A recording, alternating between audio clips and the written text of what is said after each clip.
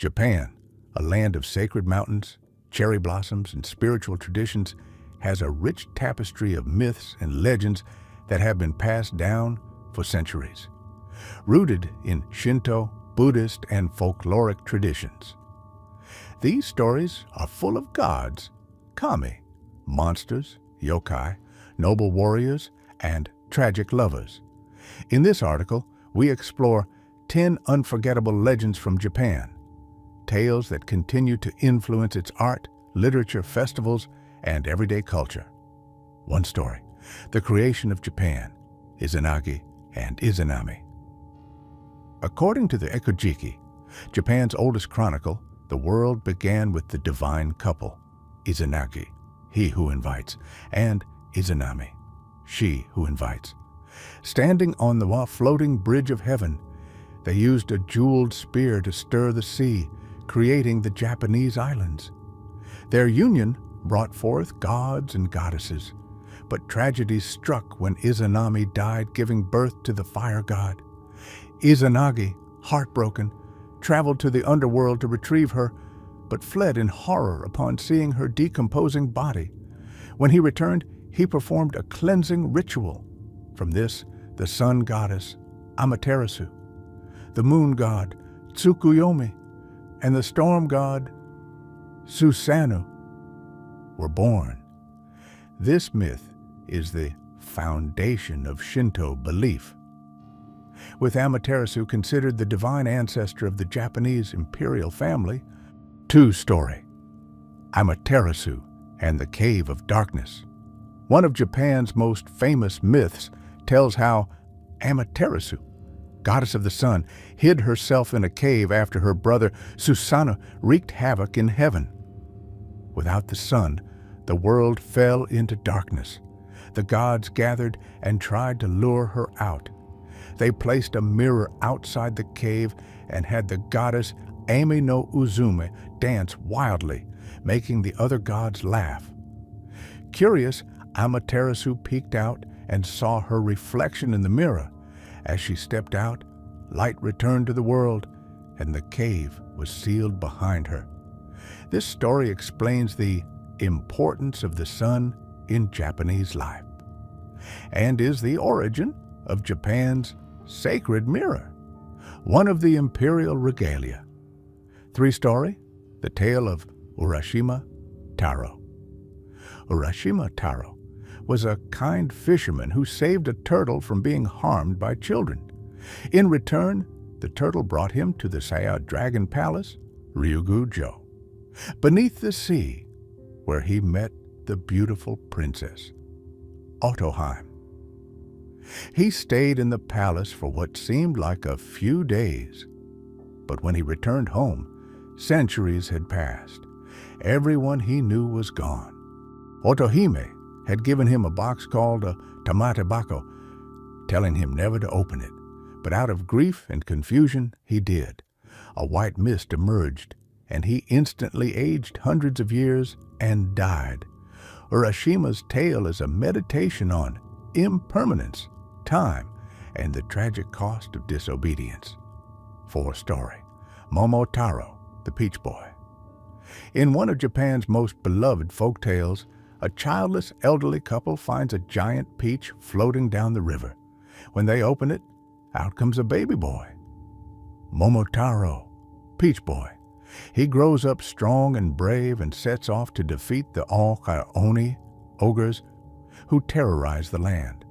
Along the way, he befriends a dog, a monkey, and a pheasant. Together, they reach Onigashima, Demon Island, defeat the ogres, and return with their treasure. Momotaro represents courage, teamwork, and the triumph of good over evil. And his tale is still celebrated in children's books, anime, and annual festivals. Story, the Legend of the Bamboo Cutter, Kaguya-hime.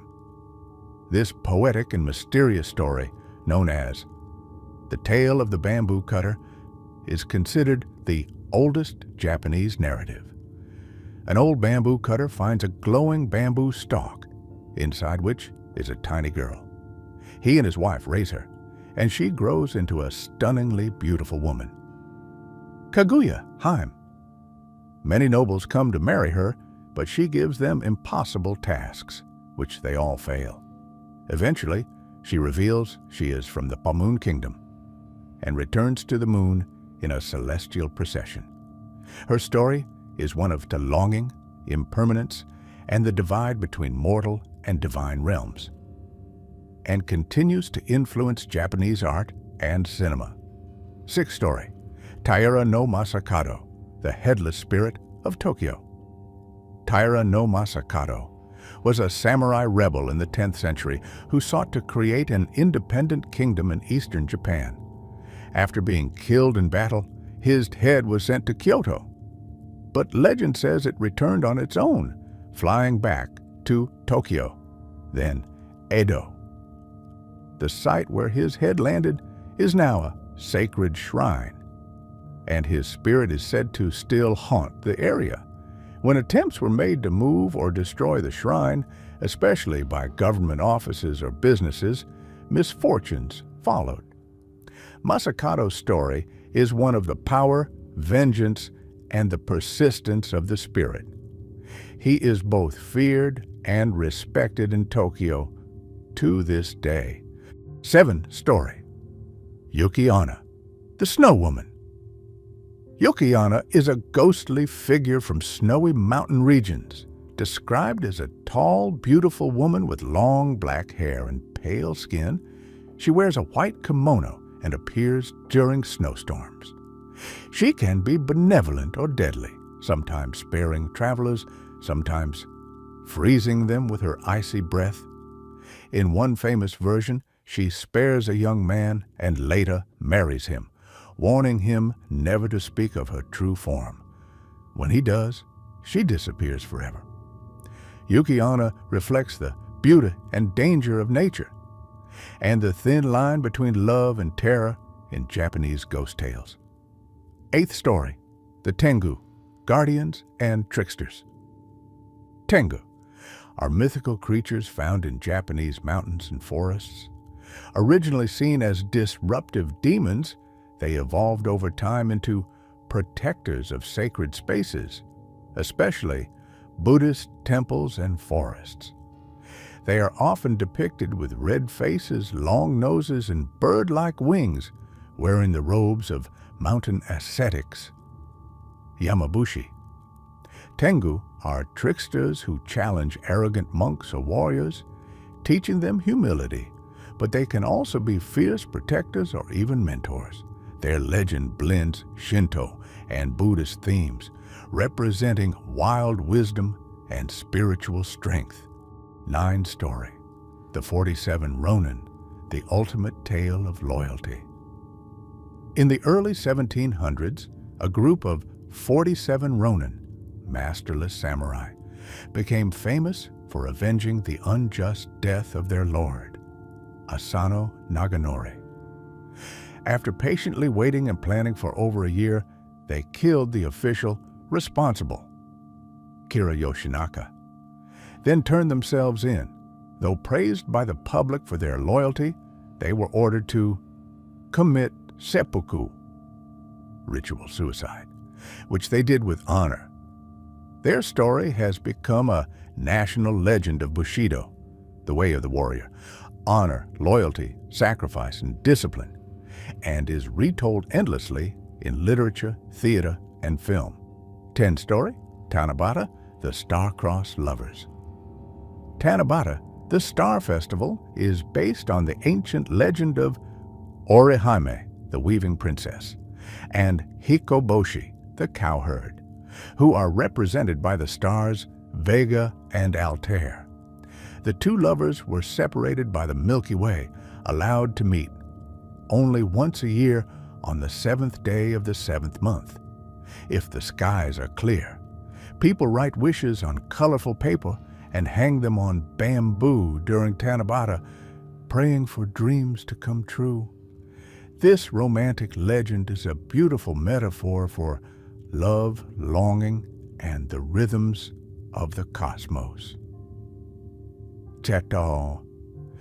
These 10 legends from celestial gods to wandering ghosts, offer a vivid window into Japan's spiritual and cultural imagination.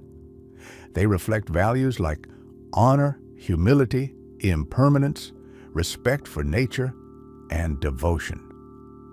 Japanese legends are not just things of the past. They live on in modern culture, influencing anime, theater like No and Kabuki, literature, and even tourism. To understand these stories is to understand Japan itself, a land where myth and modernity coexist in harmony and where every mountain, forest, and river holds a secret tale waiting to be told.